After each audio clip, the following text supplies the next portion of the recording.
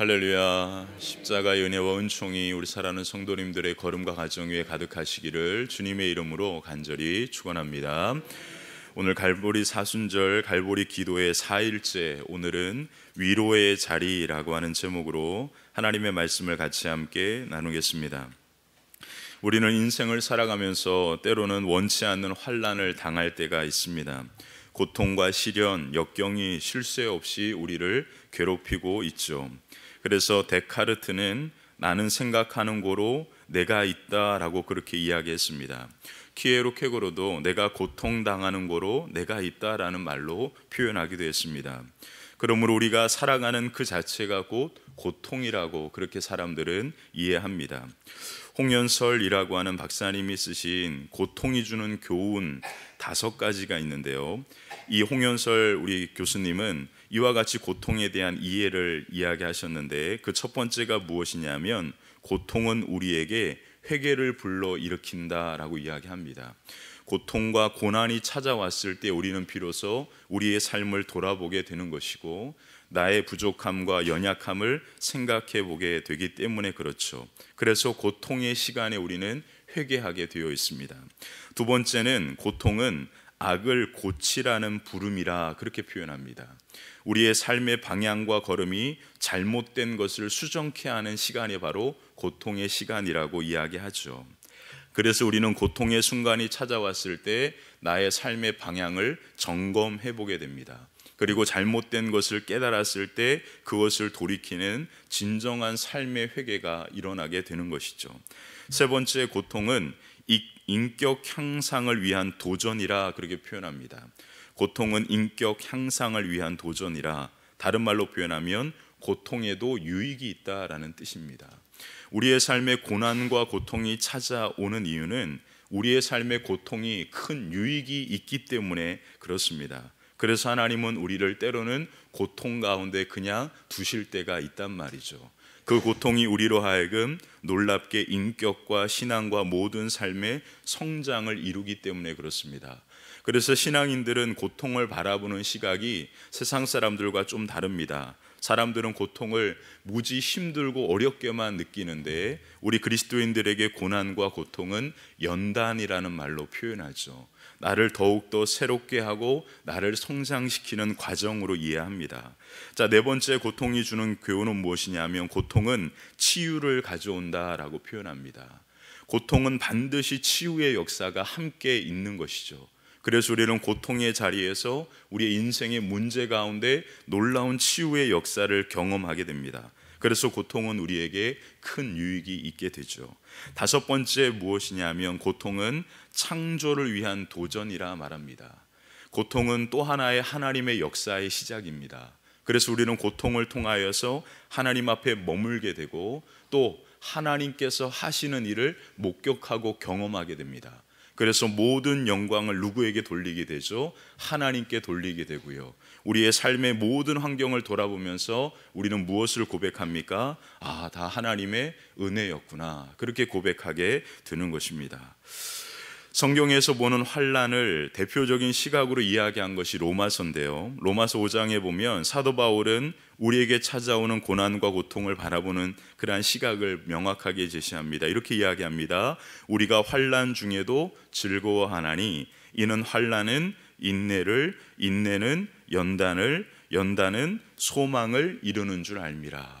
우리가 환난과 고통 중에도 참고 하나님 앞에 견디어 서 있는 것은, 십자가 아래 머물러 있는 이유는 그 고난과 고통을 통하여 나를 연단하고 새롭게 하시는 하나님의 은혜가 있기 때문인데, 그래서 그 은혜 가운데 인내하며 머물고 우리가 새로워지면서 하나님의 나라 소망의 역사를 우리가 발견하고 경험하게 된다라고 그렇게 표현합니다. 그러므로 십자가 아래에서 우리가 하나님의 위로함을 얻고 하나님이 주시는 힘과 능력으로 온전히 고난과 고통의 인생의 삶에 십자가 아래 머물러 있을 때 하나님의 나라 거룩한 역사와 그 은혜가 우리의 삶 가운데 아름답게 임하게 될 줄 믿습니다. 그러나 문제는 어느 누구도 이 고난과 환난을 기뻐할 사람은 아무도 없는 것이 문제입니다. 톨스토이는요 이런 말을 했습니다. 사람은 저마다 자기의 십자가를 지고 인생을 살아간다라고 표현합니다. 인생이 무엇인가? 인생은 각자에게 주어진 십자가를 지고 살아가는 것이라 그렇게 표현한 것이죠. 우리가 십자가를 지는 형상을 가만히 보면 땀을 흘리면서 십자가를 어깨 위에 매는 것처럼 우리가 봅니다. 그게 우리의 입장에서 보는 시각인데 하늘에서 보는 시각은 무엇이냐면 십자가가 우리를 품어주는 그러한 이미지죠. 그러므로 우리가 십자가를 질 때 십자가는 우리를 품어주고 우리를 지켜주고 우리를 안아주고 보호해주는 놀라운 은혜가 이 십자가 아래에서 임하게 되는 줄 믿습니다. 그래서 사도 바울은요 고린도후서 1장 3절에 이와 같이 이야기했습니다. 오늘 본문 3절을 우리가 한번 읽어보도록 하겠습니다. 함께 읽겠습니다. 찬송하리로다 우리 주 예수 그리스도의 하나님이시요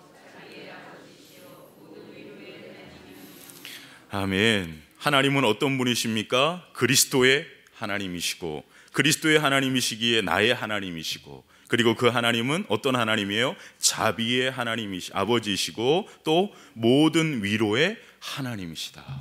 믿으십니까? 이것이 오늘 우리가 찬송하며 고백해야 될 우리의 부르짖음, 우리의 기도가 되어야 할 줄 믿습니다. 하나님은 자비와 위로의 하나님이시라 그렇게 사도 바울은 이야기합니다. 그래서 고린도후서는 바울의 서신 가운데 위로의 편지라는 제목이 붙어 있습니다. 우리의 삶에 고난과 환난을 당하는 분 계십니까? 그러면 고린도후서를 읽으셔야 합니다. 고린도후서를 보면 바울이 얼마나 큰 위로의 은혜를 우리에게 이야기하는지 모릅니다. 그래서 환난과 고난 중에 위로하시는 하나님의 은혜와 사랑을 고린도후서를 통하여 발견하게 되죠. 우리가 읽은 짧은 본문 가운데서도 이 위로라고 하는 단어가 10번이나 거듭됩니다.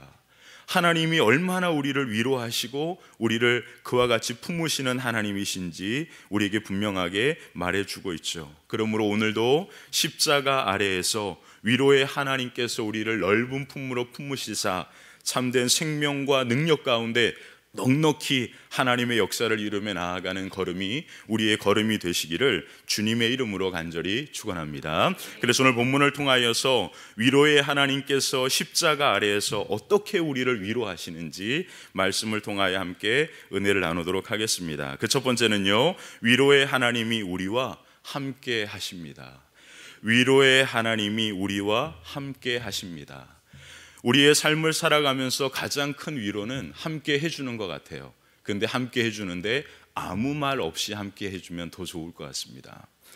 우리의 삶의 진정한 위로는 함께 있어주는 것입니다. 고난의 순간에 누군가 함께 있어줄 때 우리는 좀 더 버틸 수 있는 힘이 우리 가운데 찾아오기 때문이죠. 함께는 있는데 말을 하니까 문제인 것 같아요. 무엇인가 위로하려고 하는 그 말이 또 다른 아픔과 상처를 주는 이유가 됩니다. 그래서 우리는 함께 있는 것이 가장 큰 위로라고 하는 사실을 다시 한번 인식해야 할 것 같습니다. 오늘 성경, 오늘 위로의 하나님이 우리를 위로해 주시는데 어떻게 위로하시냐면 함께 하심으로 위로하신다라고 사도 바울은 이야기합니다. 사도 바울이 당한 환난과 고난을 이와 같이 8절에 보면 이야기했는데요, 우리 8절을 한번 읽어볼까요? 함께 읽어보겠습니다. 형제들아, 우리가 아시아에서 당한 환난을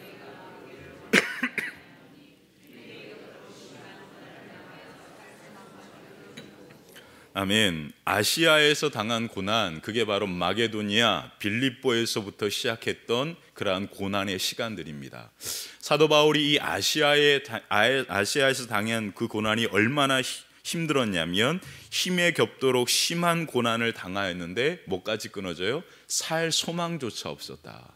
마치 죽을 것 같은 고난과 아픔이 내게 찾아왔다라고 표현합니다. 이 고난과 아픔이 과연 무엇이었는지 아십니까? 고린도후서 11장에 나옵니다. 고린도후서 11장을 우리가 한번 보아야 이 사도 바울이 이야기한 고난이 어떤 고난인지를 알 수 있습니다.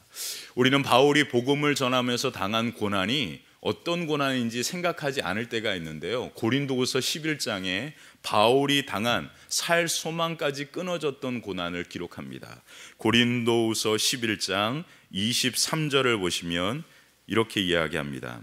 23절 보시면 내가 수고를 넘치도록 하고 옥에 갇히기도 더 많이 하고 매도 수없이 맞고 여러 번 죽을 뻔했다라고 하면서 구체적으로 이야기하는데 24절부터 27절입니다. 우리 한번 천천히 읽어보겠습니다.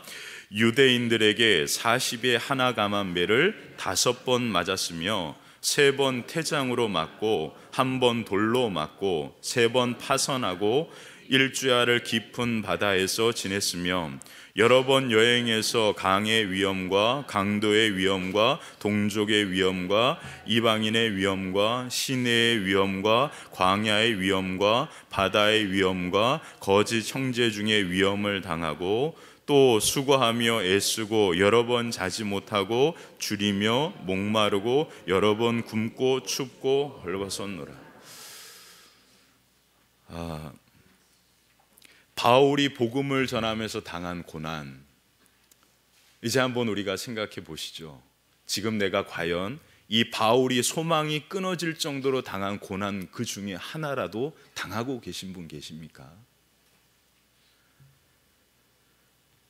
그러면서 바울이 28절에 이렇게 이야기합니다. 내게 가장 큰 고난이 있는데 그 고난이 이것이다. 모든 교회를 위하여 염려하는 것이라. 이게 내게 가장 큰 힘들고 어려운 고난이라 그렇게 표현합니다. 그러면서 바울이 뭐라 말하는지 아십니까? 30절입니다. 내가 부득불 자랑할진대 내가 약한 것을 자랑한다. 고난의 자리는 내 인생의 가장 약한 자리라. 그러면서 내 인생에 찾아온 깊은 아픔에 대하여 고백하면서 고린도후서 12장 9절 10절에 이렇게 이야기하죠. 고린도후서 12장 9절 10절입니다. 12장 9절 10절 우리 한번 고난의 중에 위로하시는 하나님의 은혜로 바울이 이와 같이 고백했는데요. 한번 읽어보겠습니다. 나에게 이르시기를 내 은혜가 내게 족하도다. 이는 내 능력이 약한 데서 온전하여짐이라 하신지라. 그러므로 도리어 크게 기뻐함으로 나의 여러 약한 것들에 대하여 자랑하리니 이는 그리스도의 능력이 내게 머물게 하려. 아멘. 약한 것들을 자랑한다. 그 이유가 무엇이죠? 약한 그때가 그리스도의 능력이 내게 머물기 때문이라. 그래 10절에 보니까 내가 약한 그때의 곧 강함이라 그렇게 표현하죠. 그러므로 우리의 삶에 찾아오는 고난이 무거운 십자가만은 아닌 것 같습니다. 우리는 힘겹게 나에게 주신 그 십자가의 사명을 짊어지고 가는 것처럼 생각하지만 그 십자가 아래에서 우리 주님이, 우리 하나님이 우리와 함께 그것을 짊어지고 있기 때문에 그렇습니다. 비록 내가 지쳐 쓰러지더라도 우리 주님은 계속해서 그 무거운 십자가를 짊어지고 계시죠. 그러므로 우리가 약한 그때가 곧 하나님의 능력이 우리 가운데 역사하는 시작이고, 또 다른 관점으로 본다면 우리가 가장 약한 그때가 곧 하나님의 영광을 맛보고 하나님의 얼굴을 경험하게 되는 은혜의 순간이 되는 것입니다. 고난의 십자가 아래에서 오늘도 하나님의 영광의 위로와 하나님의 은혜의 얼굴을 경험하게 되는 놀라운 위로의 역사가 우리 사랑하는 성도님들의 걸음 위에 아름답게 임하게 될 줄 믿습니다. 그래서 시편 50편에 보니까 다윗이 이와 같이 이야기했습니다. 환난 날에 나를 부르라. 내가 너를 건지리니 내가 나를 영화롭게 하리라. 우리가 부를 이름, 그 하나님, 우리의 주님의 이름을 부를 때 우리의 주님께서 우리의 부르짖는 신음과 우리의 부르짖음에 고통하는 소리를 외면하지 아니하시고 우리를 그 고난 가운데 함께 하시며 건져주실 뿐만 아니라 하나님의 나라 권능의 역사가 오늘도 살아가는 성도님들의 걸음 위에 아름답게 임하게 될 줄 믿습니다. 그러므로 고난의 십자가를 지는 것을 두려워하지 마십시오. 그 십자가의 고난이 우리를 품어주고 우리를 지켜주고 우리에게 하늘의 은혜를 경험케 하는 은혜의 십자가라는 사실을 기억하면서 오늘도 십자가 아래에서 담대히 주의 영광의 얼굴을 보는 복된 삶과 걸음들 되시기를 주님의 이름으로 간절히 축원합니다. 그래서 두 번째, 고난의 자리가 사명의 자리입니다. 고난의 자리가 사명의 자리라. 환난 중에서 하나님께서 우리를 위로하시는 목적이 있습니다. 그 목적이 무엇이냐면 환난 당한 자를 위로하라는 것이죠. 그래서 오늘 4절에 보니까 이와 같이 사도 바울은 고난 가운데 받았던 그 위로의 하나님께서 내게 주신 사명에 대하여 표현했는데, 오늘 본문 4절에 이와 같이 이야기합니다. 한번 읽어보겠습니다. 우리의 모든 환난 중에서 우리를 위로하사 우리로 하여금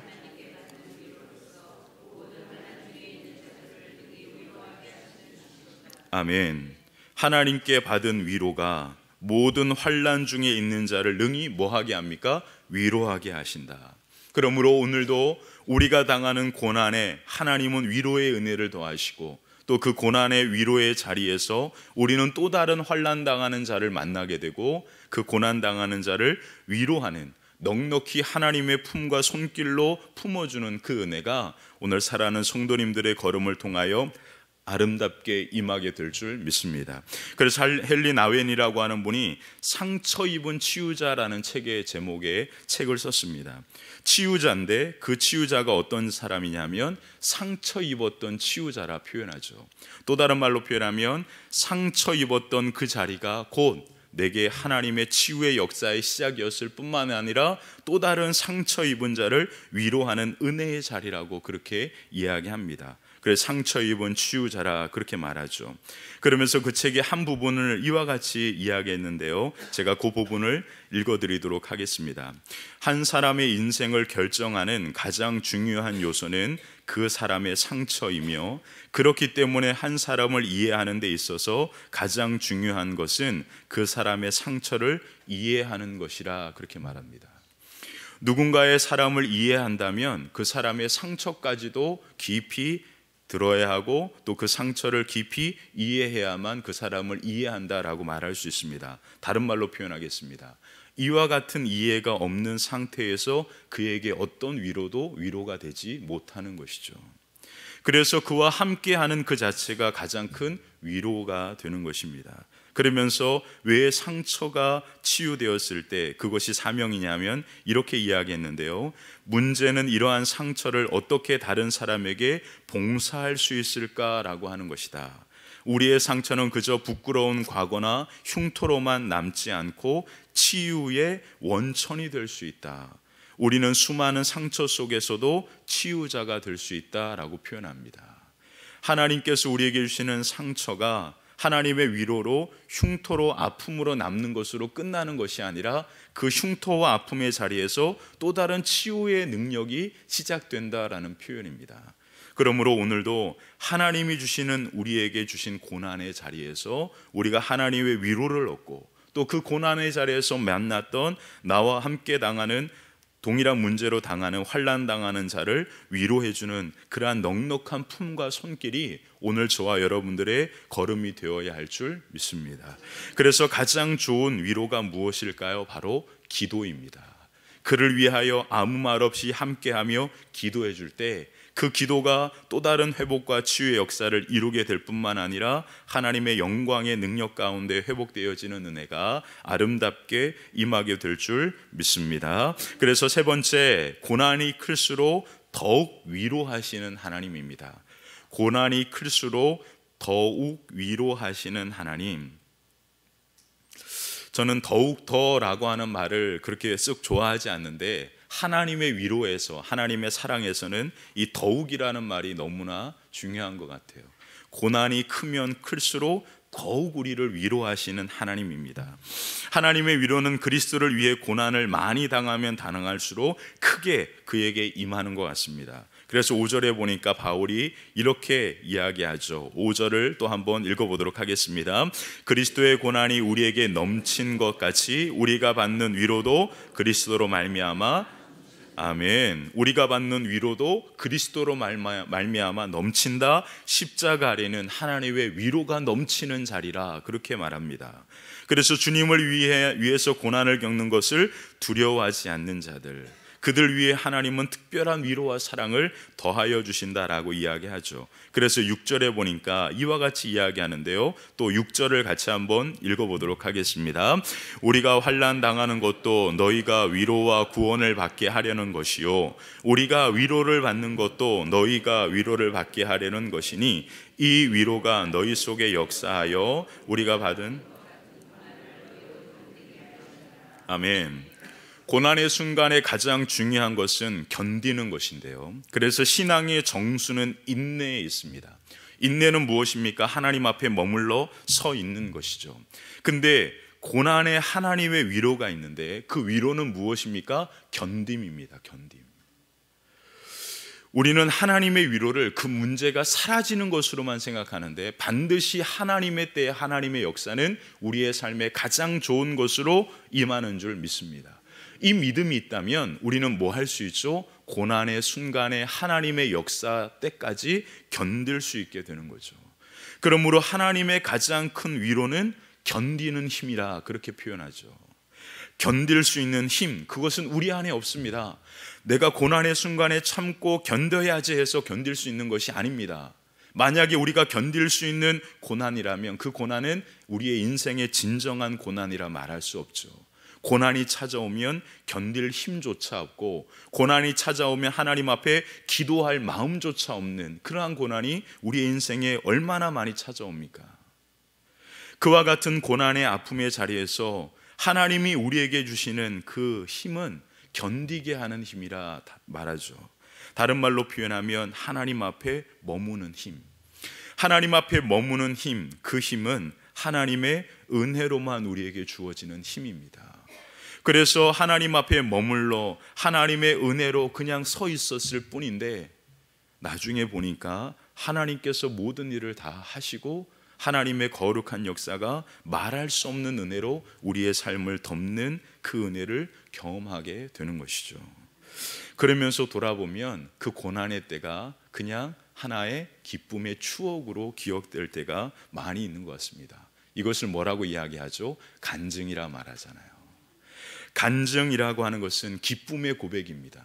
서러움의 고난의 신음이 아니라 하나님께서 내 고난의 자리에서 나는 아무것도 한 것이 없는데 하나님께 그냥 머물러 있었을 뿐인데 하나님께서 내 삶의 모든 것 위에 합력하여 선을 이루셨고 하나님의 거룩한 역사를 이루셨습니다. 그래서 모든 것이 다 하나님의 은혜임을 고백하게 되죠.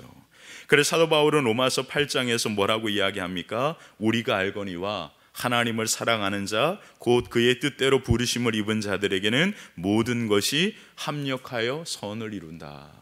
그러면서 이렇게 이야기합니다. 그런즉 이 일에 대하여 우리가 무슨 말 하리요? 만일 하나님이 우리를 위하시면 누가 우리를 대적하리요? 자기 아들을 아끼지 아니하시고 모든 사람을 위하여 내주시니가 어찌 그 아들과 함께 모든 것을 우리에게 주시지 않겠느냐. 하나님의 거룩한 역사, 그 은혜가 오늘도 하나님 앞에 머물러 서 있는 우리 사랑하는 성도님들의 걸음 위에 하나님의 권능의 영광으로 아름답게 임하게 될 줄 믿습니다. 그러므로 임마누엘의 주님과 함께 십자가 아래 머물러 하나님의 역사가 이루어지는 그때를 인내하며 기쁨으로 나아갈 때 고난을 기쁨으로 여기고 또 그 은혜를 깊이 있게 발견하고 또 그 고난의 위로의 은혜로 또 다른 사람을 넉넉히 품을 수 있는 따뜻한 주님의 손길과 품이 오늘 저와 여러분들의 걸음과 삶이 되어지시기를 주님의 이름으로 간절히 축원합니다. 기도하겠습니다. 위로의 하나님, 오늘도 십자가 앞에 무거운 짐을 지고 내려가는 우리 사랑하는 모든 성도들을 하나님의 십자가의 넓은 품으로 품어주시고 하나님의 손길로 붙드시사 임마누엘의 주님이 함께 하시는 그 기쁨의 은혜로 오늘도 우리의 인생의 삶을 살아가게 도와 주시옵소서. 하나님의 은혜가 아니면 한 걸음도 나아갈 수 없고 하나님의 은혜가 아니면 도저히 감당할 수 없사오니 오늘도 말할 수 없는 하늘의 은혜로 우리의 마음과 심령 위에 세상이 줄 수 없는 하늘의 기쁨과 평강으로 충만하게 하시사 오늘도 넉넉히 하나님의 거룩한 역사 위에 세워지는 복된 삶과 걸음과 가정과 기업들 되게 하여 주시옵소서. 우리 귀한 예물을 구별하여 기도의 제목과 함께 올려드린 귀한 예물 위에 기도의 제목들 위에 넉넉히 하나님의 역사와 그 은혜가 아름답게 성취되고 이루어지게 될 줄 믿습니다. 사순절 첫 주일을 앞두고 있습니다. 우리 모든 성도들 거룩하게 주일을 준비하는 복된 걸음들 되게 하여 주시고, 십자가 사순절에 하나님의 위로하심의 놀라운 은혜와 은총이 우리 모든 성도들의 광림의 권속들의 걸음과 가정 위에 하늘의 영광으로 임하게 하여 주시옵소서. 주님 감사드리며 예수 그리스도의 이름으로 축복하며 기도하옵나이다. 아멘.